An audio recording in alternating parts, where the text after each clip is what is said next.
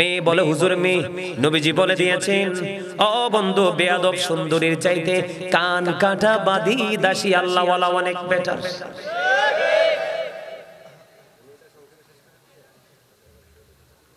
কে? কান কাটা বাদী দাসী, ঠিক কিনা বলেন? সময় কি বেশি হয়ে গেল নি ওয়াজ করতে করতে? আমি তো ভাবছি 1 ঘন্টা আলোচনা করব।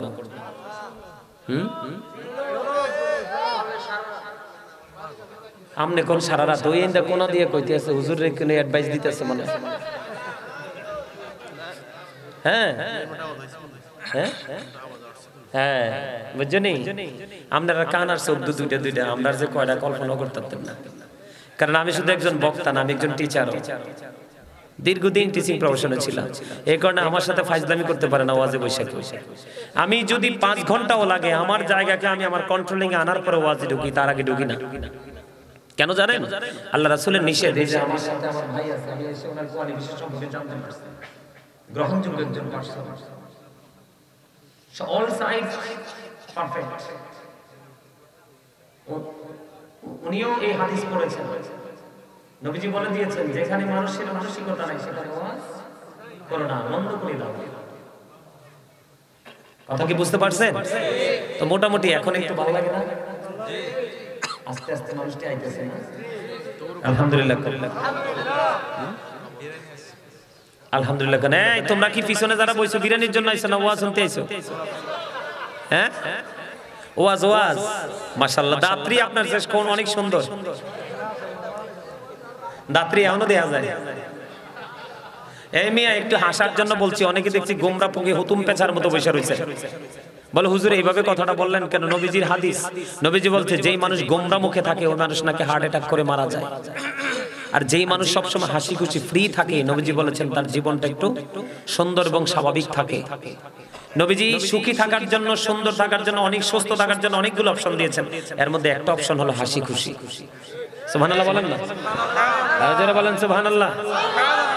এবার আসেন আমি আমার ওয়াজ গুছাই ফেলতেছি। মেয়েদের দিকে তাকাবেন বন্ধু, অনেক বেশি সুন্দরী, অনেক বেশি ধনীর বেটি কিন্তু আল্লাহওয়ালা না।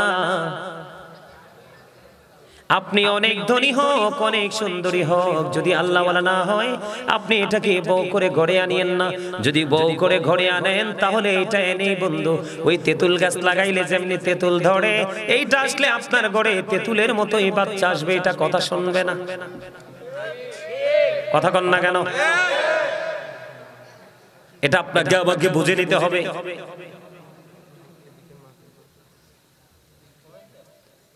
স্বামী স্ত্রী এমন একটা নিয়ামত, তাদের মাধ্যমে পৃথিবীতে নেক্সট প্রজন্ম একটার পর একটা আসতে থাকে। তাদের মধ্যে যদি বন্ধু আদব কায়দা নিয়ম নীতি না থাকে তাহলে কিন্তু কখনোই বন্ধু ভালো কিছু আশা করা যায় না।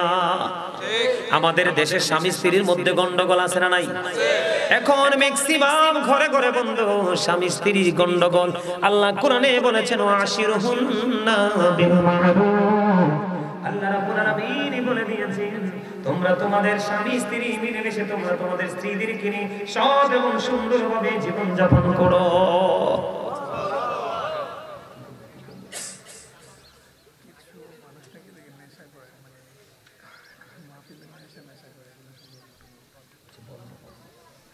এটা আসবে তো যখন ডুববো যে এটা আসবে। আল্লাহ কি কইছে? তোমরা তোমাদের বিবিদেরকে নিয়ে কি করো? সৎ ব্যবহারের মাধ্যমে জীবন যাপন করো। এখন কি আমরা কি করি? কথা বলেন করি? করি না।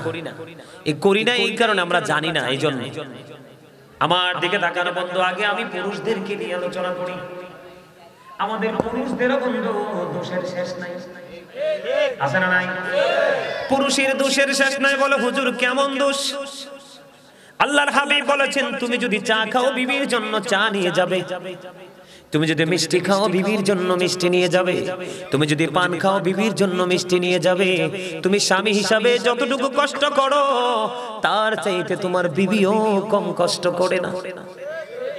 তুমি অফিসে চলে যাবে, সকালবেলা সে পেরেশানি করে রান্না করে দেয়, তোমার কাপড় চোপড় তোমার অফিসে যাওয়ার সবকিছু জোগায় দেয়, এমনি করে করে যে যেই জায়গায় যায় তাকে রেডি করে দেয়, দেয় কি দেয় না? এই জন্য নবীজি বলেছেন তোমার উপর, তোমার বিবির উপর, তোমার উপর, দুজনের উপর দুজনের অধিকার রয়েছে। তোমরা কি করো? একজন তুমি যেটা করবে, তোমার জন্য কোনো কাপড় কিনলে বিবির জন্য কাপড় কিনো। তোমরা মনে রাখবে আল্লাহর হাবিব বলে দিয়েছেন নারীদেরকে বাঁকা হাড্ডি দিয়ে তৈরি করা হয়েছে। কি দিয়ে? পাঁজরের বাঁকা হাড্ডি দিয়ে নারীদেরকে তৈরি করা হয়েছে। নারীদের চিন্তা বাঁকা বাঁকা। আল্লাহর হাবিব বলে দিয়েছেন বউ যদি 100টা ভুল করে, কয়টা? আল্লাহর হাবিব বলেছেন বিবি যদি 100টা ভুল করে তুমি 99টা ক্ষমা করে দিও, আর একটা ভুলের জন্য তাকে শাসন করিও। কারণ একেবারে ফেলে যদি রাখো তাহলেও হবে না, আবার যদি বেশি বেশি দোষ ধরতে থাকো তাহলেও সংসার টিকবে না, ভেঙে ফেলতে হবে। এটা হলো পুরুষের দায়িত্ব। কে বলেছে? আল্লাহ রাসূল বলেছেন। কথা কয়টা? 100টা অন্যায় করলে 99টা মাফ করে দিবেন, একটার জন্য তাকে শাসন করবেন। শাসন করতে গিয়ে তার মা বাবা উঠাইয়া গালি দিয়েন না, তার মুখের উপর মারবেন না। আল্লাহর হাবিব নিষেধ করেছে বিবির মুখের উপর টাচ করে মেরো না। এখন আপনি মনে মনে ভাবলেন হুজুর আমি আমার বিবিকে সর্বোচ্চটা দিয়ে ভালোবাসি, কিন্তু সে তো আমার মাকে ভালোবাসে না, বা মায়ের সাথে কোনো ধরনের মিলমিশ হয় না, মাকে আপন করে নেয় না। সেই ক্ষেত্রে নবীজি বলেছেন তুমি চেষ্টা করো তাকে ভালো করার জন্য। যদি সে ভালো না হয় তাকে সসম্মানে কি করে দাও? তালাক দিয়ে দাও। কি দিয়ে দাও? তারপর মারামারি করা যাবে না, ঝগড়া করা যাবে না, কলহ সৃষ্টি করা যাবে না। কিন্তু বন্ধু বিবি এবং মায়ের মধ্যে যদি দ্বন্দ্ব চলে, মাকে কিছু বলা যাবে না। কারণ আল্লাহ বলেছেন, আমার আগে যিনি আলোচনা করেছেন তিনি ওই আয়াতটা তেলাওয়াত করেছেন, ওয়াবিল ওয়ালিদাইনি ইহসানা। কথা কি বুঝতে পারছেন আমার বন্ধুরে? আমাদের মধ্যে সমস্যার শেষ নাই। আমাদের যারা ম্যাক্সিমাম পুরুষরা কিন্তু বিবিকে মোহরানা দেয় না। অনেক ম্যাক্সিমাম পুরুষ তার বিবিকে মোহরানা দেয় না। আল্লাহর হাবিব বলে দিয়েছেন কোন স্বামী যদি ক্ষমতা থাকার পরে, এবিলিটি থাকার পরে তার বিবিকে যদি মোহরানা না দিয়ে মারা যায়, আপনার আমার প্রাণের নবী জানিয়ে দিয়েছেন ওই স্বামী ইন্তেকাল করার পরে তাকে কাল হাসরের দিন জিনাকারীদের অন্তর্ভুক্ত কোরআনে করে উঠানো হবে। আর জোরে কথা আল্লাহু আকবার।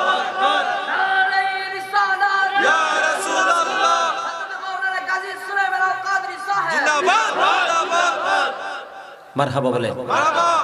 আমার কথা আপনারা বুঝতে পারছেন নি? আপনি সারা জীবন কিন্তু স্বামী স্ত্রীর সম্পর্ক করে গেছেন। আপনি আপনার অহংকারের কারণে, অহমিকার কারণে আপনি আপনার বিবিকে ন্যায্য প্রাপ্যটা আপনি বুঝাইয়া দিলেন না। আল্লাহর হাবিব বলে দিয়েছেন তুমি অপেক্ষায় থাকো, তোমার জন্য জাহান্নাম বরাদ্দ। কাল হাসরের ময়দানে জিনাকারীদের অন্তর্ভুক্ত করে তোমাকে জাহান্নামে তোলা হবে। জোরে জোরে আল্লাহুম্মা।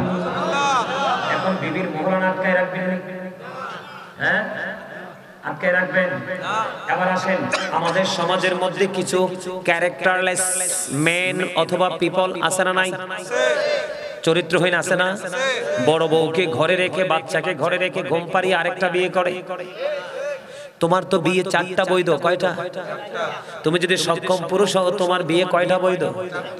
আল্লাহর হাবিবকে একদিন আল্লাহর হাবিবকে একদিন একজন বিবি প্রশ্ন করলেন, ইয়া রাসূলুল্লাহ, ইয়া হাবিবাল্লাহ নবী গো, আপনি কাকে বেশি ভালোবাসেন?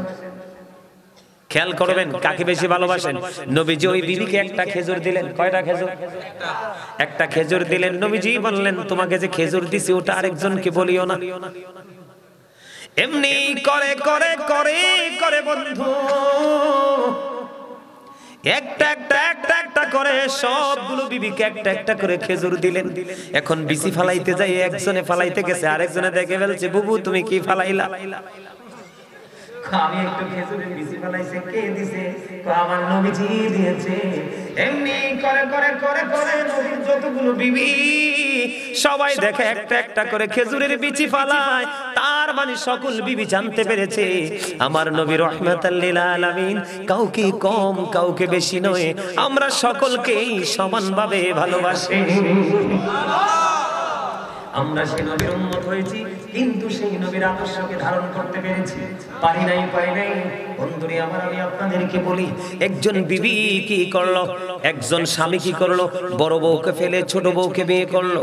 এখন ছোটটারে বিয়ে করার পরে বড়টার কোনো খবর রাখে না, খোঁজ রাখে না, আছে না নাই? আপনাদের এই তেতুয়ারাতে আসেনি? আমার তেতুয়ারা তো আছে। এটা আবার কি কথা? হ্যাঁ, কত জঘন্য খবর দেখেন। আল্লাহর নবী, আপনার আমার প্রাণের নবী রাহমাতুল লিল আলামিন, তিনি বলে দিয়েছেন, বন্ধু, একটা বিবিকে রেখে তুমি আর একটা বিবি বিবাহ করলে, এখন তোমার সব অধিকার দ্বিতীয় বিবিকে দিয়ে দিলে, বড় বউকে তুমি বঞ্চিত করে দিলে। নবীজি বলেছে, স্বামী হয়েছো, যোগ্য স্বামী হতে পারোনি, কাল হাসরের ময়দানে তোমাকে অর্ধাংশ কুজু করে উঠানো হবে। আপনারা মনে রাখবেন, আল্লাহর হক যদি নষ্ট হয়, আল্লাহ চাইলে আপনাকে ক্ষমা করে দিতে পারে, কিন্তু বান্দার হক নষ্ট করলে সে ক্ষমা না করা পর্যন্ত আপনার উপায়, ঠিক কিনা বলেন? এখন দাম্পত্য জীবন সুখের করা লাগবে কি লাগবে না? এখন করতে হলে কি করতে হবে? ইসলামের আইন মানতে হবে। বন্ধুরে আবার, আমি একটু বিবিদের কাছে যাব, স্ত্রীদের কাছে যাব, কারণ এখন আমাদের সমাজে একটা জিনিসের প্রচলন বেশি বেড়েছে। কি? সেটা হলো জামাইয়ের পকেটের টাকা নিয়ে বাবার বাড়ি পাঠায়, আছে না নাই? সুযোগ পাইলে আবার ঘুরাইয়া স্বামীকে দেয়। স্বামী যদি সময় মতো দিতে না পারে, স্বামীকে অনেক অপমান অপদস্থ করে, আছে না নাই? আমাদের বাংলাদেশে, আমাদের অনেক জায়গায় আমি দেখেছি, আমার গ্রামের মধ্যেও আছে। আপনারা ইমাম সাহেবের যে মনটা খারাপ, জিগান শিখিতে হয়েছে।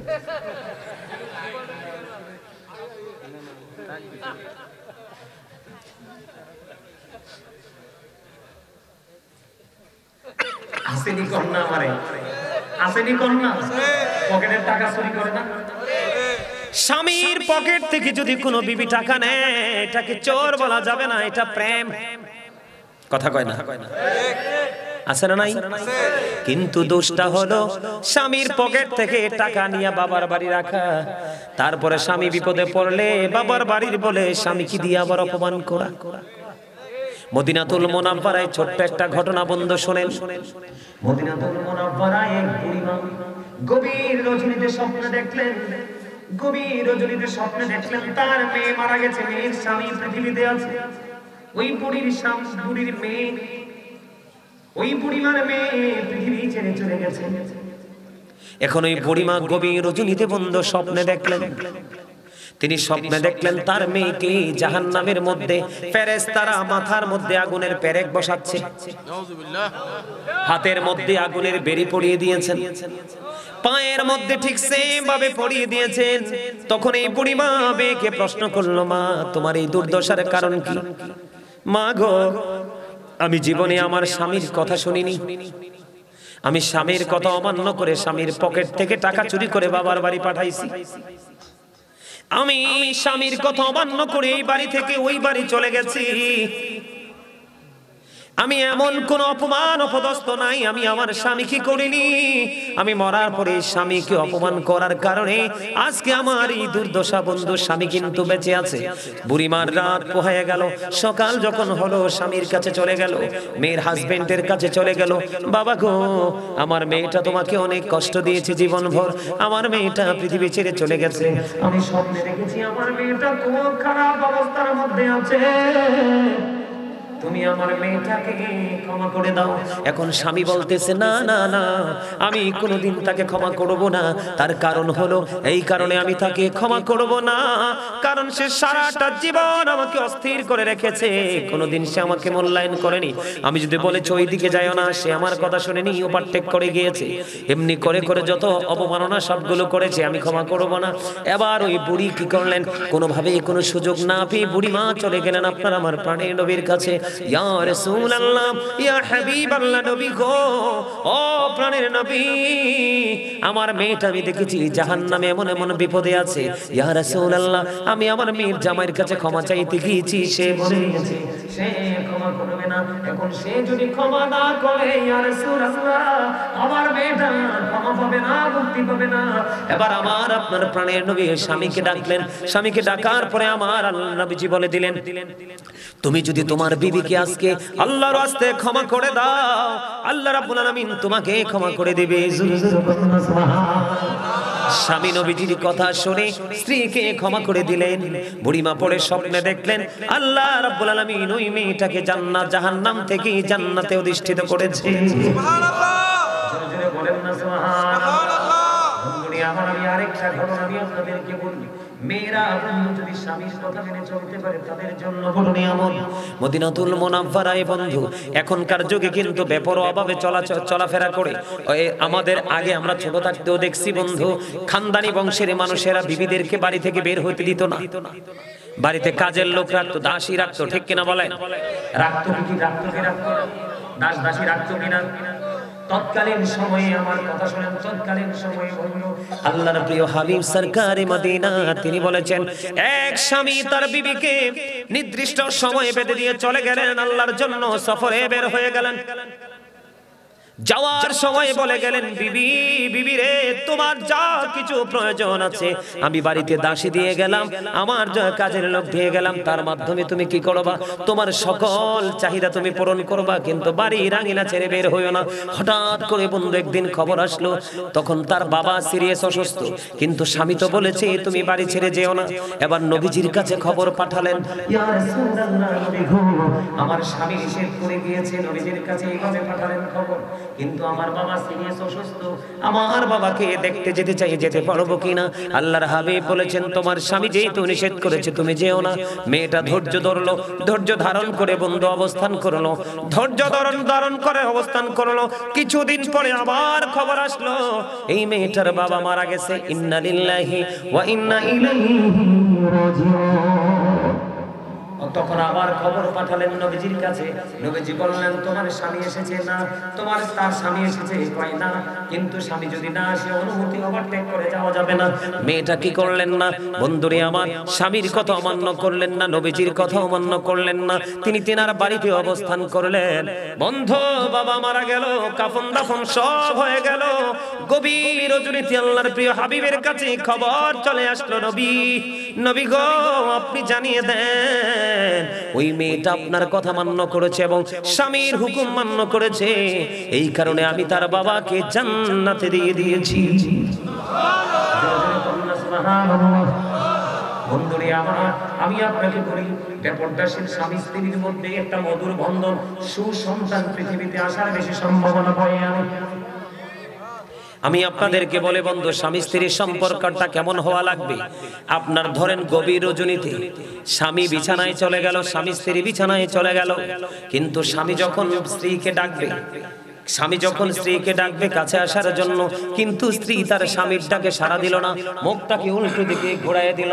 আল্লাহর হাবিব বলেছেন, যখন সে স্বামীর ডাকে সাড়া না দিয়ে মুখটাকে উল্টো দিকে ঘুরিয়ে দিল, আল্লাহর প্রিয় হাবিব সরকারে মদিনা তিনি বলে দিয়েছেন, বন্ধুরে আমার, ওই তখন থেকে সারা রাত পর্যন্ত ওই মহিলাটাকে লানতের ফেরেশতা শুধু লানত দিতে থাকলো। বন্ধুরে আমার, আপনারা জানেননি সবচেয়ে বেশি রান্নার ক্ষেত্রে সবচেয়ে রিস্কের রান্না কোনটা? কি? দুধ। দুধের পক্ষে কে কে হাত তোলেন? আরে বেটা ডর আসনি, হেসে দুধে তো অত্যন্ত ভয় পায়।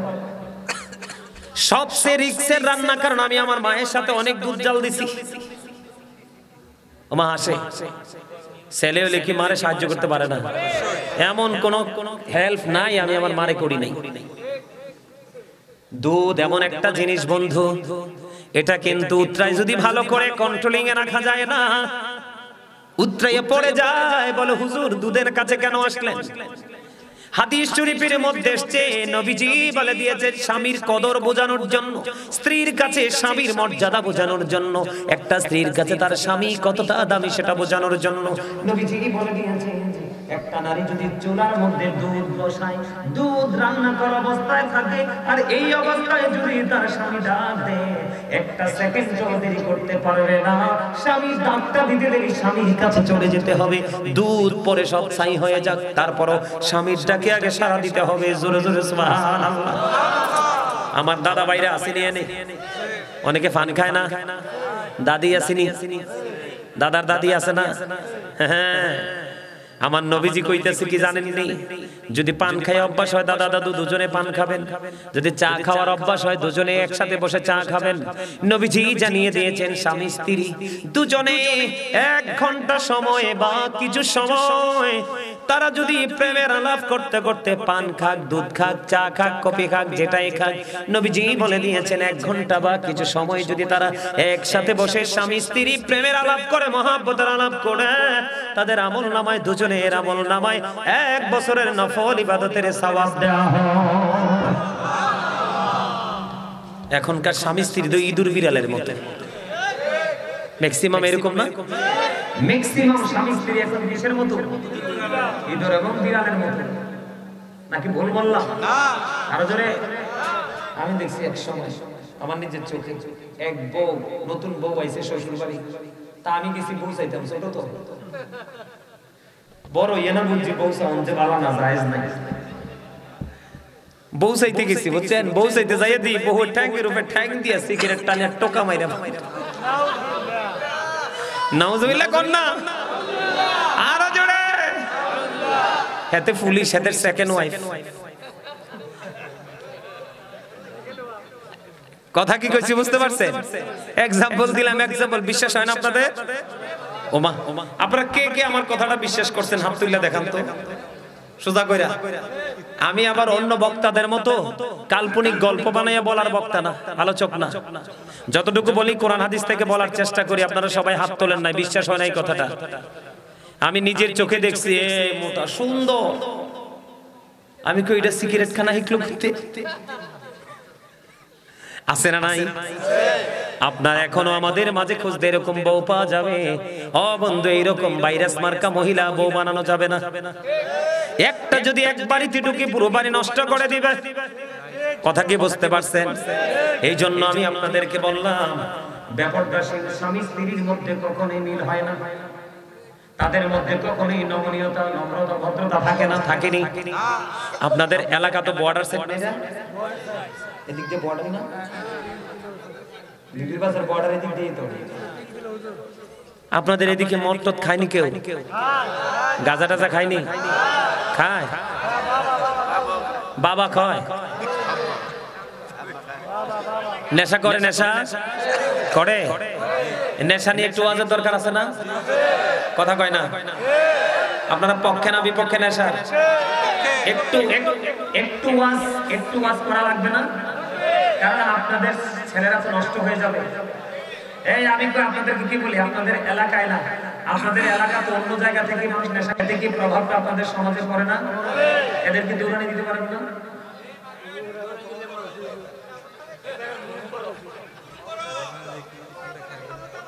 কেন বলছি জানেন? আমার কথা শুনেন। যে অন্যায় করে এবং যে অন্যায়কে প্রশ্রয় দেয়, দুজন সমান অপরাধী। কে?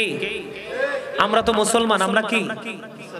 এই কাজ তো আমাদের কাজ না, এই কাজ হচ্ছে বেঈমান কাফেরদের কাজ। এই কাজ কার কাজ? এটা আমরা মুসলমানদের কাজ। আমি আপনাদেরকে বলি, এটাকে আপন করবেন নাকি এটাকে বয়কট করবেন, সেটা আপনারা সিদ্ধান্ত নেবেন। এদিকে তাকান। আল্লাহ রাব্বুল আলামিন পবিত্র কালামে হাকিমে বলেছেন, বলবো, ইন্নামাল খামরু ওয়াল মাইসিরু ওয়াল আনসাবু ওয়াল আজলামু রিজসুম মিন আমালিশ শাইতান। এদিকে তাকান। মদ, জুয়া, মূর্তি, ভাগ্য গণনা, এগুলো ঘৃণ বস্তু, শয়তানের কাজ। কার কাজ? এগুলো কার কাজ? কে বলেছে? আল্লাহ। এখন আপনারা আসেন, শয়তান কি আপনার আমার বন্ধু না শত্রু? ইন্না শাইতানা লাকুম আদুউন ফাত্তাখিযুহু আদুওয়া। Satan is the eternal enemy of the believers. ইমানদারদের প্রকাশ্য শত্রু হলো শয়তান। কারণ মুসলমান ইমানদার যত খারাপ কাজ করে সব শয়তানের ধোঁকায় পড়ে করে। আমি আপনাদেরকে বলি, বাবা আদম আলাইহিস সালাম এবং মা হাওয়া, তারা কি জান্নাত থেকে বের হইছে না? তারা যখন জান্নাতে ঢুকছে, আল্লাহ তাদেরকে বলছে, তোমরা জান্নাতের যেখান থেকে মন চায় খাও, কিন্তু গন্ধম খাইও কি করিও না, গন্ধম খাইও না। কিন্তু তারা শয়তানের ধোঁকায় পড়ে যখন তারা গন্ধম খেয়ে ফেললো, কি করলো? গন্ধম খেয়ে ফেললে আল্লাহ রাব্বুল আলামিন তাৎক্ষণিকভাবে অর্ডার দিয়ে দিলেন, কুল নাহবিতু মিনহা জামিআ, you get down all from here. Allah তাদেরকে জান্নাত থেকে আউট করে দিলেন। তাও কেমন ভাবে বের করতে জানেননি, তাদের শরীরে কিন্তু কোনো পোশাক ছিল না। তারা যখন গন্ধম ভক্ষণ করলো, আমি আপনাদেরকে একটু বলবো কৌশলটা, মানে এটা আপনাদেরকে বলা আমি মনে করি একটু দরকার, আপনাদের শোনা দরকার। তাহলে আমি মনে করি একজনও যদি হেদায়েতের পথে আসে, এটা আমাদের জন্য অনেক বড় নিয়ামত। বলবো? শোনেন, আমি গন্ধম গাছটার উৎপত্তি স্থল, গন্ধম গাছটা কোত্থেকে তৈরি হয়েছে এটা একটু বলি। এটা বললে আপনি মদ, গাঁজা, শয়তানের কৌশল এগুলো একটু কতটা ভিন্ন জিনিস বুঝতে পারবেন। সম্মানিত উপস্থিতি, যখন আদম ও সফিউল্লাহকে সৃষ্টি করা হয়েছিল, বানাইছিল আল্লাহ, এক একজন এক এক রকম মত দিছে, এক একটা রিওয়ায়াতে এক এক রকমের বর্ণনা আসছে। কেউ বলে যে 40 দিন, কেউ বলেছে 40 বছর, কেউ বলে 40,000 বছর পরে আদমের দেহে রূহ দেওয়া হয়েছে। কি দেওয়া হয়েছে? আদমকে সব ফেরেশতারা দেখে দেখে দেখে দেখে প্রশংসা করেছে, যাকে আল্লাহ রাব্বুল আলামিন বানাইছেন মুআল্লিমুল মালায়েকা, যাকে ফেরেশতাদের লিডার বানাইছে। কি বানাইছে? লিডার বানাইছে। তাকে আল্লাহর আরশের পাশে স্থান দিয়েছে। যখন সে জানতে পারলো আল্লাহ রাব্বুল আলামিন আদমকে বানাবে, তখন সে ফেরেশতাদেরকে প্রশ্ন করেছিল, আল্লাহ নাকি আদম বানাবে, আদম বানালে তোমরা কি আমাকে ভালোবাসবে নাকি নতুনটাকে? তখন ওই ফেরেশতারা বলেছিলেন, আল্লাহ যাকে অর্ডার করবে তাকে আমরা মানবো। তখন ওই মুআল্লিমুল মালায়েকা পরে যেটা শয়তান হইছে, এটার একটু গায়ে লাগছে। তো সবাই দেখে আদম সফিউল্লাহকে দেখে প্রশংসা করেছে, কিন্তু এই শয়তান কি করছে, যখন আদমের বডিতে গেছে, আদমের বডিটাকে বিচরণ করেছে, দেখেছে, কিন্তু আদমের বডিতে একটা বদ্ধ কোঠা ছিল। কি ছিল? বদ্ধ কোঠা ছিল। সব জায়গায় ঢুকতে পারছে, কিন্তু বদ্ধ কোঠায় ঢুকতে পারে, কারণ এটা রূহের জগৎ, অত্যন্ত পবিত্র জগৎ, এখানে শয়তান ঢুকতে পারে নাই। আমি এইখান থেকে বের হয়ে আইসা এসে থুথু ফালাইছে। নাউজুবিল্লাহ বলেন। মানে আদম সফিউল্লাহর এই বডিটাকে দেখা সে বের হইল, বের হইয়াই সে আপনার আদমকে দেখে ঘৃণা করে এই শয়তান থুতু ফালাইছে। এই থুতু ফালানোর সাথে সাথে থুতু থেকে কুকুর জন্ম হয়েছে। এই কারণে কুকুর সৃষ্টি জগতের মধ্যে সবচেয়ে নাপাক। এই যে শয়তান আদমের বডিতে ঢুইকা যে বিচরণ করছে, যে ময়লা, এই বিচরণের ময়লাগুলো ভিতর থেকে বের করে যেই জায়গার মধ্যে পুঁতে রেখেছিল, ময়লাগুলো থেকে স্তূপ থেকে কয়দিন পর একটা গাছ উঠছে, এটাই গন্ধ। নাউজুবিল্লাহ বলেন। এটাই কি? গন্ধ। এটা তো নিকৃষ্ট জিনিস। আপনার এই গন্ধমে আল্লাহ রাব্বুল আলামিন জান্নাতে যখন আদম হাওয়াকে থাকতে দিলেন, বলেছেন তোমরা যেখান থেকে মন চায় সেখান থেকে খাইও, কিন্তু গন্ধম খাইও না। শয়তান তো কোনো ভাবে, কারণ শয়তান তো জান্নাতে ছিল, দেখছে, এখন তারা না ওইখান থেকে বের করে দিয়েছে। আদম আলাইহিস সালামকে দেখে ঘৃণা করেছে, সে মানতে রাজি না, আদমকে সিজদা করতে রাজি না। আল্লাহ তাকে চির অভিশপ্ত করে তো এখান থেকে আউট করে দিল। তখন শয়তান আল্লাহকে বলেছে, আল্লাহ তোমার ইজ্জতের কসম, তোমার বান্দাকে প্রভ্রষ্ট করব। কি করব? এখন সেই কাজ তো শুরু করে দিছে। এখন শয়তান তো কোনোভাবেই জান্নাতে ঢুকতে পারতেছে না। পরে অনেক কৌশলে সে জান্নাতে ঢুকলো, ঢুইকা যায় এই গন্ধম গাছের নিচে কান্না শুরু করছে। কি শুরু করছে? কান্না শুরু করছে। কান্নার আওয়াজ শুনে মা হাওয়া গেছে। যাওয়ার পরে মা হাওয়া যায় জিজ্ঞেস করলো, তুমি কান্দো কেন? কয় আমার কান্নার কারণ হলো এত সুন্দর সুখের জায়গা, এত সুন্দর নিয়ামতের জায়গা তোমার জন্য বরাদ্দ হলো, আমি কান্দি এই জন্য কারণ তোমরা কিছুক্ষণের মধ্যে অথবা কিছুদিনের মধ্যে জান্নাত থেকে বের হয়ে যেতে হবে। কয় কেন রে, কেন রে? কয় আমি তো এই জায়গা থেকে বের হব না। তখন ওই শয়তান বলতেছে, যদি তুমি এখান থেকে বের হতে না চাও, তাহলে এই গাছের ফল যদি খাইতে পারো, তাহলে চিরস্থায়ীভাবে থাকতে পারবে। নাউজুবিল্লাহ বলেন না। এবার মা হাওয়া কি করলেন? মা হাওয়া কি করলেন? ওই গন্ধম খাইতে চাইলেন। দেখেন শয়তান কত ইন্টেলিজেন্ট। এবার ডাক দিয়ে বললেন, না না, তুমি একা একা খাও। বলো কি, তোমার স্বামী যদি না থাকে, তুমি একা একা খাইও না, তুমি তোমার স্বামীর কাছে নিয়ে চলো। এবার বন্ধু আদম ও সফিউল্লাহর কাছে নিয়ে আসলেন। আদম ও সফিউল্লাহর কাছে নিয়ে আসার পরে আদম বন্ধু তন্দ্রাচ্ছন্ন ছিল, তখন এই গন্ধম খাইতেছিলেন, তখনই বুঝতে পারলেন যে তিনি হারাম জিনিস খাচ্ছে। এই যে এখানে পুরুষের আসেনি একটা জিনিস, আদম এখানে টিপ দিয়ে ধরেছিলেন, তখন থেকে বন্ধু পুরুষের এটা বের হয়েছে। আসেনি এটা? এই জন্য আমি আপনাদেরকে বললাম, যখন এই দুজন মিলে এই গন্ধম ভক্ষণ করলো, আল্লাহ রাব্বুল আলামিন জান্নাতে পোশাকগুলো খুলে নিল। এরপরে অর্ডার করলেন, তোমরা এখান থেকে বের হয়ে যাও। জান্নাত থেকে বন্ধু বের হয়ে গেল। ঠিক তেমনি ভাবে এই পৃথিবীর মুসলমান যুগে যুগে যুগে যুগে শয়তান ইমানদারদেরকে পথভ্রষ্ট করার জন্য পায়তারা করবে। শয়তান বলেছে, আল্লাহ আমি তোমার বান্দাকে ওই পর্যন্ত ওই পর্যন্ত পথভ্রষ্ট করতে থাকবো যেই পর্যন্ত তার দেহে প্রাণ আছে। আল্লাহ ডাক দিয়া বলে, শয়তান তুমিও শুনে রাখো, আমি আমার ওই বান্দাগুলোকে ওই পর্যন্ত ক্ষমা করতে থাকবো যেই পর্যন্ত আমার বান্দা আমার কাছে ক্ষমা চাইতেই থাকবে। আল্লাহু আকবার।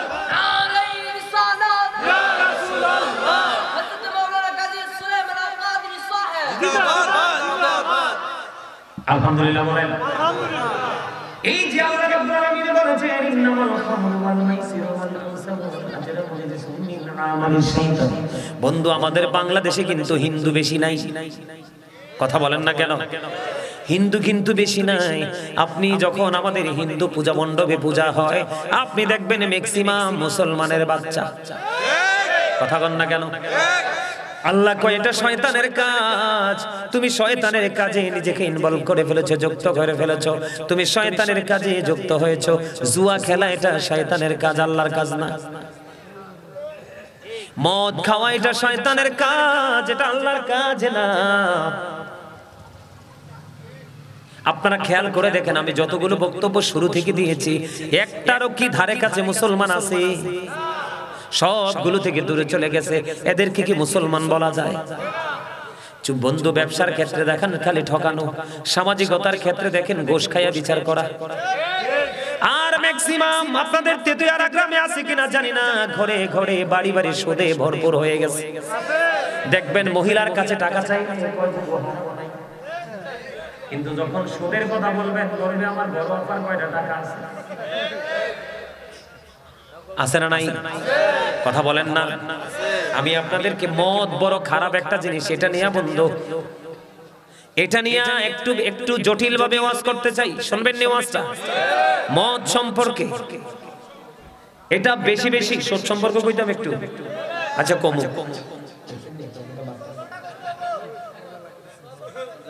আচ্ছা আমি গজল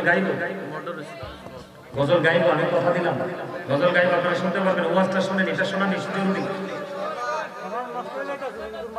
জি জি জি জি হ্যাঁ, আমাদের ছেলেরা মাদকাসক্ত কিনা?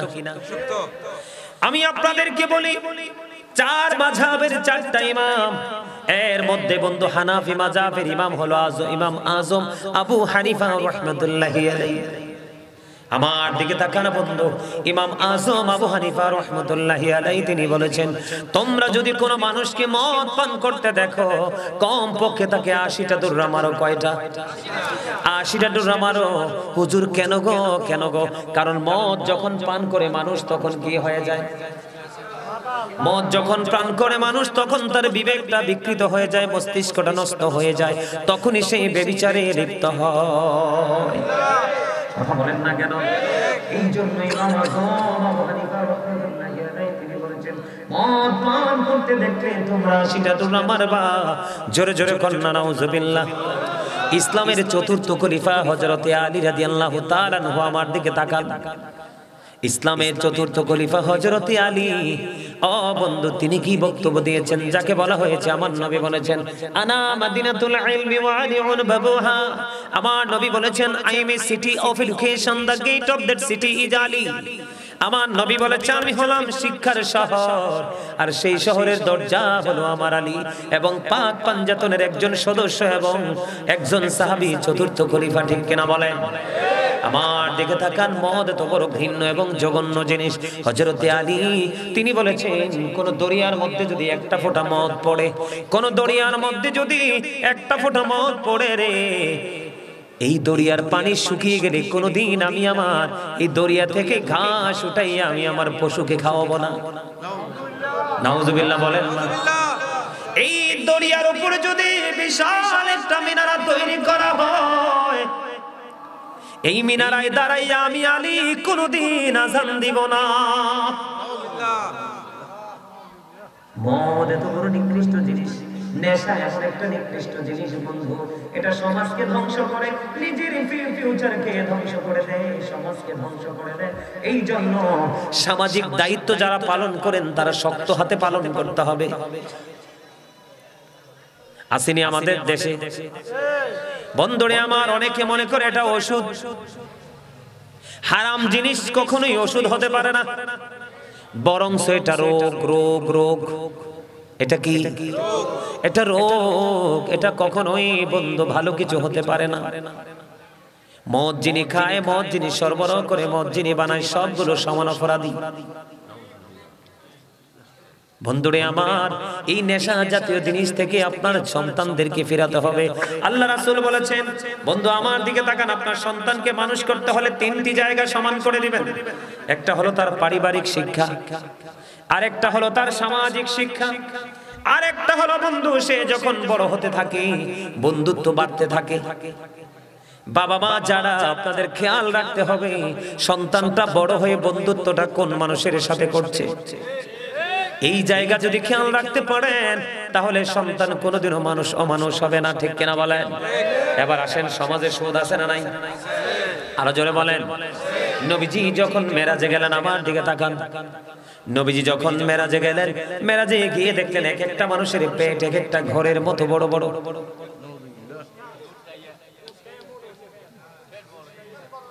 এক একটা মানুষের পেট এক একটা ঘরের মতো বড় বড়। জিবরাইলকে প্রশ্ন করলো, ভাই জিবরাইল এরা কারা? আমার জিবরাইল উত্তর দিয়েছে, ইয়া রাসূলুল্লাহ, এরা হলো দুনিয়ার শত্রু। নাউজুবিল্লাহ। হযরতে সামুর ইবনে জুনদুব রাদিয়াল্লাহু তাআলা আনহু থেকে হাদিস বর্ণিত। আমার দিকে তাকান, আমার নবীজি স্বপ্নে সফরে বের হলেন দুইজন ফেরেশতার সঙ্গে। সফরে তিনি বের হয়ে দেখলেন রক্তের নদীর মধ্যে সাঁতার কেটে কেটে একটা লোক কুলে আসতে চায়, কিন্তু সে কুলে আসতে চায় কিন্তু কুলে আসতে পারে না। নবীজি বললেন, সে যখন পারে আসতে চায় তাকে পাথর মারা হয়, এই দিক দিয়ে আসতে চাইলে পাথর মারা হয়, ওই দিক দিয়ে আসতে চাইলে পাথর মারা হয়, এমনি করে করে তাকে পাথর মারা হলো। নবীজি তার সঙ্গে ফেরেশতাদেরকে প্রশ্ন করলো, ও ফেরেশতারা বলো না, এই রক্তের নদীর মধ্যে সাঁতার কাটে এই লোকটা কে? নবীজি আবার জানিয়ে দিলেন, এই লোকটাকে নবীজিকে আবার জানিয়ে দেওয়া হলো, এই লোকটা হলো দুনিয়ার সুদখোর। আপনার সমাজে সুদখোর আছে নি? এটার লগে ওঠা বসা চলা ফেরা বিয়া শাদী কাজ কর্ম লেনদেন সব বয়কট করতে হবে। নবীজির হাদিস আমার দিকে তাকান, যে সুদ খায়, যে সুদ দেয়, যে সুদের স্টাম্প লেখে, যে সুদের সাক্ষী থাকে, সে যে সুদের টাকা নিয়োজিত কালেক্ট করার জন্য নিয়োজিত থাকে এবং সুদের বিচার বসাইয়া সাপোর্ট দিয়ে সুদখোর থেকে বন্ধু কি করে? সুদখোর থেকে টাকা নিয়ে এসে সুদখোরের টাকা আদায় করার জন্য নিয়োজিত কর্মচারী হিসাবে নিজেকে নিয়োজিত রাখে। সবাইকে সমান অপরাধী বলে আখ্যায়িত করা হয়েছে। আল্লাহর হাবিব বলেছেন, আপনি হালাল টাকা 9 টাকা আর হারাম টাকা 1 টাকা। এদিকে তাকান, হালাল টাকা কয় টাকা? হারাম টাকা 1 টাকা আর হালাল টাকা হলো 9 টাকা, মোট 10 টাকা। আল্লাহ রাসূল বলেছেন, এই হারাম টাকা 1 টাকা 9 টাকার সাথে লাগাইয়া তোমরা যদি 10 টাকা দিয়ে কেউ জামা বানাও, কিয়ামত পর্যন্ত নামাজ পড়তে পারবা, কোনোদিন তোমার নামাজ আল্লাহর দরবারে কবুল হবে না। এখন ম্যাক্সিমাম বাংলাদেশে ম্যাক্সিমাম মসজিদ কমিটির সভাপতি না হয়, সেক্রেটারি না হয়, মুতাওয়াল্লি না হয়, দেশের একটা না একটা বাটপার। কথা কন না কেন? সুদের সাথে না হয় ঘুষের সাথে যুক্ত।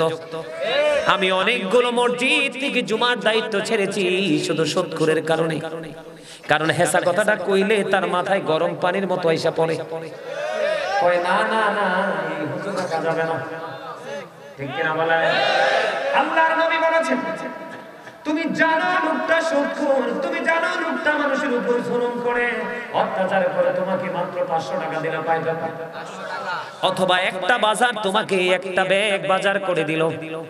নবীজি বলেছেন, তুমি জেনে শুনে বুঝে কোন অপরাধী থেকে যদি তুমি কিছু সুবিধা নিয়ে যদি তুমি তাকে সমর্থন দিয়ে যদি তাকে উৎসাহিত করে থাকো, নবীজি বলেছেন সে আর মুসলমান থাকে না, সঙ্গে সঙ্গে সে মুসলমান থেকে খারিজ হয়ে যায়।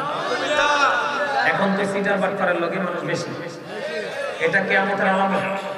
নবীজি বলেছেন কিয়ামত যখন নিকটে আসবে, নবীজি বলেছেন কিয়ামত যখন নিকটে আসবে, সত্যবাদীদের মর্যাদা কমে যাবে, সত্য কথা শোনা মানুষ থাকবে না, মিথ্যাবাদীকে মানুষ সম্মান করবে, মর্যাদা করবে। আমাদের সমাজে সুদখোর আছে না নাই? সুদের লেনদেন আছে না নাই? তো এগুলো কি করা যাবে? যাবে করা? এদিকে তাকান, আপনাদের সমাজে দুর্ব্যবহার আছে না নাই? আছে না নাই? হেসা করে এখন আছে? বলবো দুর্ব্যবহার নিয়ে একটু ওয়াজ করব। আপনাদের এলাকাতে একজন আরেকজনকে বিপদে ফেলানোর জন্য রাস্তায় বেড়া দেনি, একজনের সামনে দিয়ে আরেকজনের ঘর উঠায়নি, উঠায়? এই ব্যবহার নিয়ে একটু ওয়াজ করা দরকার। আমাদেরকে তাকান, বুখারী শরীফের হাদিস, আপনার আমার প্রাণের নবী কি বলেছে? এক ব্যক্তির দিকে ইশারা করে বললেন, ইয়া রাসূলুল্লাহ, ওই লোকটা অনেক বেশি নামাজ পড়ে, অনেক বেশি দান সাদকা করে, কিন্তু নবী গো তার ব্যবহার ভালো না। নবীজি বলেছেন সে জাহান্নামী। বিষয়টা খেয়াল করছেন? আমাদের মধ্যে অনেক নামাজি আছে না, নামাজ পড়ে সাইরে গেটটা বাড়ি এমন গালি দেয়, আছে না নাই?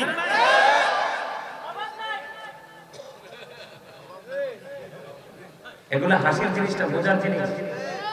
আপনি অনেক বেশি দানও করলেন, অনেক নামাজও পড়লেন, কিন্তু ব্যবহারটা সুন্দর করতে পারলেন না। নবীজি বলে দিয়েছেন তার ঠিকানা কোথায়? আরেকজনের দিকে ইশারা করে নবীজি বললেন, ইয়া রাসূলুল্লাহ, ইয়া রাসূলুল্লাহ, নবী গো ওই মহিলাটা অনেক দান সাদকা করে না, অনেক বেশি নামাজও পড়তে পারে না, নবী গো তার ব্যবহার এত সুন্দর, এত মিষ্টি, তার ব্যবহার শুনলে কলিজা ঠান্ডা হয়ে যায় গো নবী। এবার আমার নবীজি বললেন, ওই মহিলা জান্নাতি। সুবহানাল্লাহ। ব্যবহার জান্নাতে যাওয়ার একটা দড়ি, মাধুর্যতা জান্নাতে যাওয়ার একটা। এবার শোনেন, ব্যবহার কয়েক রকমের, অনেক রকমের ব্যবহার আছে। জুমার দিনে ব্যবহারটা কেমন করে করবেন জানেননি? মসজিদের সাথে ব্যবহার কেমন করে করবেন জানেননি? জুমার দিনে সবার আগে আসবেন, কি করবেন? অন্য সপ্তাহে অন্য দিনে যে জামাগুলো পরেন, এই জামাগুলোর তুলনায় স্মার্ট পোশাক পরবেন, উত্তম রূপে গোসল করবেন, বাকি 7 দিনের তুলনায় বেশি করে সুন্দর করে গোসল করে পাজামা পাঞ্জাবি লাগায় আতর লাগায় মসজিদে যাবেন। নবীজি বলেছেন এটা হলো জুমার দিনের ব্যবহার। যেই ব্যক্তি সবার আগে মসজিদে যাবে এবং সবার পরে বের হবে, তার বাড়ি যাইতে যতগুলো কদম লাগবে, প্রত্যেকটা কদমের বিনিময়ে 1 বছরের নফল ইবাদতের সওয়াব। ব্যবহার ভালো করলে লাভ না?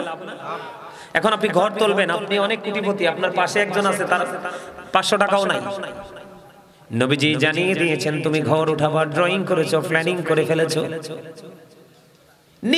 নিজের মতো করে ঘর উঠাইও না, তোমার পাশে যে দুস্থ মানুষটা আছে তাকেও তুমি নিয়ে আসো, এনে তার সাথে পরামর্শ করে তুমি বাড়িটা বানাও। কারণ তোমার বাড়ি বানানোর পরে তোমার শান্তি যেমন 50 বা 100 বছরের জন্য স্থায়ী হয়ে যাবে, কোনো কারণে যদি তোমার পড়োশীর অসুবিধা হয়, তার অসুবিধাটাও 100 বছরের অসুবিধা হবে। বাড়ি বানানোর সময় আপনার ব্যবহার হইতে হবে এমন, তুমি তার সাথে পরামর্শ করে ডিজাইনটা চেঞ্জ করে ফেলো, তুমিও সুখী হও, ওরও সুখে রাখো, কারণ দুনিয়াটা চিরজীবন থাকার জায়গা না। আগেকার যুগের মানুষের তুলনায় এখনকার মানুষ তাড়াতাড়ি মারা যায়, ঠিক কিনা বলেন? আগেকার যুগের মানুষ যেইভাবে খাইতে পারতো, এখনকার মানুষ সেইভাবে খাইতে পারে না, সব কিছু বন্ধ ছোট হয়ে এসেছে, ঠিক কিনা বলেন? আপনি যদি দান করতে যান, ব্যবহারটা কেমন হবে? মা আয়েশা প্রশ্ন করলেন, ইয়া রাসূলুল্লাহ, আমার 2 জন প্রতিবেশী, আমার 2 জন প্রতিবেশী, আমি কাকে আগে দিব? দেওয়ার ক্ষেত্রে ব্যবহারটা এমন হতে হবে। নবীজি বলেছেন, যার ঘরটা তোমার খুব কাছে তুমি তাকে আগে দাও। সুবহানাল্লাহ বলেন না? প্রতিদিন যখন রান্না করবেন নবীজি বলেছেন তুমি ধনী মানুষ, তরকারিতে ঝোল একটু বাড়ায়া দাও। নবী গো কেন? কারণ তুমি গোশত দিয়ে খাবে, তোমার বাড়ির পাশে শুটকি কেনার ক্ষমতা নাই, তুমি এমন ভাবে ঝোল একটু বাড়িয়ে দাও তুমি যেন তার ঘরেও একটা বাটি পৌঁছে দিতে পারো। বলো হুজুর মানুষকে খাওয়ায় লাভটা কেমন? আমার দিকে তাকান। আল্লাহর হাবিবের কাছে একদিন ক্ষুধার্ত ব্যক্তি মেহমান হয়ে আসলে, ইয়া রাসূলুল্লাহ আমার পেটে খিদা নবী গো। নবীজি তখন সঙ্গে সঙ্গে ওনার এক বিবির কাছে খবর পাঠালেন, বিবি রে ঘরে কিছু আসেনি আমাকে জানাও। এবার বিবি উত্তর দিলেন, নবী গো ঘরে পানি ছাড়ার কিছু নাই গো। এবার কি করলেন বন্ধু, বিবির কাছ থেকে আরেকটা বিবির কাছে খবর পাঠালেন। ওই বিবি উত্তর দিলেন, ইয়া রাসূলুল্লাহ নবী গো ঘরে পানি ছাড়া কিছু নাই গো, কি দিব গো নবী? এবার আমার নবীজি উপস্থিত সাহাবায়ে কেরামদেরকে ডাক দিয়ে বললেন, সাহাবীরা রে এখানে আমার কাছে মেহমান আছে রে সাহাবীরা, তোমরা কে আছো রে? তার দায়িত্বটা আজকের জন্য নিবা। এবার একজন আনসারী সাহাবী দাঁড়িয়ে গেল, একজন আনসারী সাহাবী দাঁড়িয়ে গেল, ইয়া রাসূলুল্লাহ আমি নিব। নবীর কাছ থেকে নিয়ে বন্ধু চলে গেল। নিয়ে যখন চলে গেল, নিয়ে চলে যাইতে বন্ধু ওই আনসারী সাহাবী তার বাড়ি গেল। যাইয়া বিবির একটা ডাক দিয়ে বললেন, বিবি রে আমি আমার প্রাণের নবীর কাছ থেকে আজকে চাইয়ে একটা মেহমান আনছি। বিবি ঘরে কোনো কিছু আসেনি রে, খাবার দাও না। এবার বিবি একটা ডাক দিয়ে বললেন, স্বামী গো আমাদের ঘরে যে খাবার আছে, আমাদের ঘরে যে ছোট্ট একটা বাচ্চা আছে, ওই বাচ্চাটার খাবার ছাড়ার কোনো খাবার নাই। এবার আনসারী সাহাবী একটা ডাক দিয়া বললেন, বিবি গো সন্ধ্যা যখন হবে গো প্রদীপটা নিভাইয়া দিও। প্রদীপটা নিভাইয়া, এবার প্রদীপটা নিভাইয়া কি করবা, বাচ্চাটাকে ঘুম পাড়ায় দিও। এই বাচ্চার খাবারটা আজকে মেহমানকে খাওয়াবো। বন্ধু যেমন স্বামী বলল তেমন বিবি করলেন। বাচ্চাটাকে রাত্রে আজকে খাবার দিল না, বাচ্চাটাকে ঘুম পাড়িয়ে দিল। ওই খাবারটা মেহমানকে খাওয়ায়া দিল। সকাল যখন হলো আনসারী সাহাবী ওই নবীজির হুজরা মোবারকের দিকে দৌড়ে যায়। নবীজি আনসারী সাহাবীকে দেখে দেখে হাসে, ইয়া রাসূলুল্লাহ নবী গো মিষ্টি হাসির কারণ কি? আমার নবীজি একটা ডাক দিয়ে বলল, আমার নবীজি বলতেছে মিষ্টি হাসির কারণ হলো তুমি গত রজনীতে ওই মেহমানের সাথে যে আচরণ করেছো, এই আচরণে আমার আল্লাহ অনেক বেশি সন্তুষ্ট হয়েছে। এই খবর আমি পেয়ে গেছি, এই জন্য তোমাকে দেখে আমি মিষ্টি হেসেছি। সুবহানাল্লাহ, আল্লাহু আকবার, আরে রিসালাত ইয়া রাসূলুল্লাহ, তাইয়ারের পক্ষ থেকে আল্লাহ শুভেচ্ছা, মাওলানা গাজী সুলাইমান কাদরী সাহেব জিন্দাবাদ জিন্দাবাদ। আলহামদুলিল্লাহ বলেন আলহামদুলিল্লাহ। ছোট্ট আরেকটা হাদিস শরীফ বলে শেষ করে দিব। আমি যদি ব্যবহার নিয়ে আলোচনা করি সারা রাত পার হবে, কিন্তু আলোচনা শেষ হবে না। ব্যবহার মানুষের জীবনে এত বড় একটা অমূল্য সম্পদ। তবে সব জায়গায় একই রকম ব্যবহার হয় না। স্টেজ অনুযায়ী, সোসাইটি অনুযায়ী ব্যবহারও চেঞ্জ হয়। ঠিক না বলেন? ছোট্ট একটা হাদিস, নবীজির কথা মানলে কত বরকত হয়। এদিকে তাকান, কথা বলো কেন তোমরা? কথা বলো না, আমরা শেষ করে দিচ্ছি। ছোট্ট একটা হাদিস বন্ধু আমার দিকে তাকান।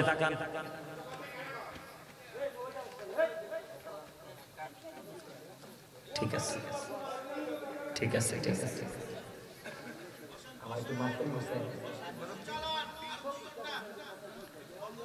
সালাত 2 ঘন্টা বেশি না। চাচা এবং আপনি আমার ভাই হইবেন, আপনাদের দুজনকে ধন্যবাদ। আপনাদের এই আচরণে বোঝা যায় আপনারা আল্লাহ রাসূলের প্রেম করে যায় আছে। সুবহানাল্লাহ, সুবহানাল্লাহ। এইভাবে যদি প্রত্যেকটা সময় যদি আপনারা রুখে দাঁড়াতে পারেন, তাহলে সমাজ একদিন অনেক এগিয়ে যাবে ইনশাআল্লাহ। যারা অমুকের সামনে ঘটনাটা ঘটছে ও তো কিছু বলে না, আমিও বলবো না, এটা কখনোই নিজের মাথায় আনবেন না। কারণ কি জানেন? এই সুবাদে একটা হাদিস বলি, ছোট্ট একটা হাদিস। নবীজি বলেছে, দেখেন আমাদেরকে নবীজি কেমন ভাবে শিখিয়েছেন। নবীজি বলেছেন, একটা নদীর উপর দিয়ে আমরা এক অজানা গন্তব্যের দিকে রওনা দিলাম। হাদিসের মূল ভাষাটা আমি বোঝাচ্ছি। তো নৌকাটা হলো, জাহাজটা হলো দোতলা। কয়তলা? দোতলা। লটারির মাধ্যমে একটা পার্টি নিচতলায় জায়গা পেয়ে গেল, আর আরেকটা পার্টি দোতলায় জায়গা পেয়ে গেল। এখন আপনার পানির ব্যবস্থা দ্বিতীয় তলায়। কত তলায়? পানির ব্যবস্থা বন্ধ দ্বিতীয় তলায়। নবীজি কেমন ভাবে শিখায় দেখেন। এখন দ্বিতীয় তলায় যারা আছে, নিচতলায় যারা আছে, তারা মনে মনে ভাবলো যদি বারবার আমরা কেন উপরের তলায় যাব, জাহাজটা তো পানি দিয়ে চলছে, কোন দিক দিয়ে? আমরা যদি নৌকাটাকে ফুটো করে দেই অথবা জাহাজটাকে যদি ফুটো করে দেই, পানি তো আমাদের হাতের নাগালেই। আপনারা বলেন, নৌকা বা জাহাজের টলারের নিচে দিয়ে যদি ফুটো করা হয়, কেউ কি বাঁচবে? নবীজি বলে দিয়েছেন, ওই তাদের দুজনকে দেখে হাদিসটা বলতেছি। নবীজি বলে দিয়েছেন, নিচতলার মানুষ যদি দোতলায় যেতে হবে পানির জন্য, এই পেরেশানির কারণে, কষ্টের কারণে যদি তারা মনে মনে ভাবে যে আমরা দোতলায় যাব না, নিচতলায় আমাদের নৌকার তল নিচে দিয়ে আমরা ফুটো করে দিব, ছিদ্র করে দিব, এখান থেকে পানি পেয়ে যাব। নবীজি বলেছেন, এই সময় এই নৌকাটাকে ফুটো করার সময় আশেপাশে যারা আছে অথবা দ্বিতীয় তলায় যারা আছে, তারা এসে যদি কি করতে না পারে, তারা এসে যদি যিনি ফুটো করতে গিয়েছে তার হাত যদি শক্ত করে ধরে ফিরাইতে না পারে, তাহলে নিচতলা এবং দ্বিতীয় তলার সবাই মারা যাবে। ঠিক তেমনি ভাবে সমাজে যারা অন্যায় করে দেখে দেখে যারা প্রশ্রয় দেয়, তাদের অবস্থাও ঠিক তেমন হবে। আপনার আমার প্রাণের নবী বলেছেন, হাদিস শরীফের মধ্যে এসেছেন, আল্লাহ জিব্রাইলকে পাঠালেন একদিন, জিব্রাইল যাও যাও অমুক অমুক শহর তুমি উল্টে দাও, ধ্বংস করে দাও। জিব্রাইল চলে গেলেন ধ্বংস করার জন্য। এবার জিব্রাইল ধ্বংস করার জন্য যখন চলে গেলেন, ওখানে গিয়ে দেখলেন জিব্রাইল এমন একজন আল্লাহওয়ালা লোক আছে, এমন একজন বুজুর্গ লোক আছে রে বন্ধু, যে জীবনে একটা মুহূর্তের জন্য আল্লাহর নাফরমানি করে নাই, ইবাদত ছাড়ে নাই। জিব্রাইল একটা ডাক দিয়ে বললেন, নবী গো, ওগো নবী। আল্লাহ জিব্রাইল ডাক দিয়ে বলেন, আল্লাহ তুমি যে আমাকে পাঠিয়েছো অমুক অমুক শহর ধ্বংস করার জন্য, উল্টে দেওয়ার জন্য, আল্লাহ এখানে এসে দেখলাম তোমার একজন প্রিয় বান্দা জীবনেও সে তোমার হুকুমকে অমান্য করেনি। আল্লাহ কয়, জিব্রাইল বলতেছে, আল্লাহ আমি কি তাকে সহ ধ্বংস করে দিব? আল্লাহ বললেন, হ্যাঁ তুমি তাকে সহ ধ্বংস করে দাও। খেয়াল করছেন বিষয়টা? সে অনেক আমল করে, ইবাদত বন্দেগী করে, তাকে সহ তুমি ধ্বংস করে দাও। এবার আমার আল্লাহ ডাক দিয়ে যখন বলল ধ্বংস করে দাও, আল্লাহ গো কেন আমি তাকে সহ ধ্বংস করে দেব? আল্লাহ বললেন, তার চোখের সামনে দুনিয়ায় অনেক অন্যায় অপরাধ হয়েছে, কিন্তু সে কোনোদিন প্রতিবাদ করে নাই। আপনার মন গড়া মতে চলার কোনো সুযোগ নেই। আপনি তাকে হাতের জোর থাকলে হাত দিয়ে প্রতিহত করেন, টাকার জোর থাকলে টাকা দিয়ে প্রতিহত করেন, কি করেন? যদি কোনো শক্তি নেই, আপনি ঘৃণা ভরে তার দিকে থুতু নিক্ষেপ করেন, তারপর আপনি ইমানদার হয়ে যেতে পারবেন। আমি বলছিলাম একটা হাদিস বলে শেষ করে দিব।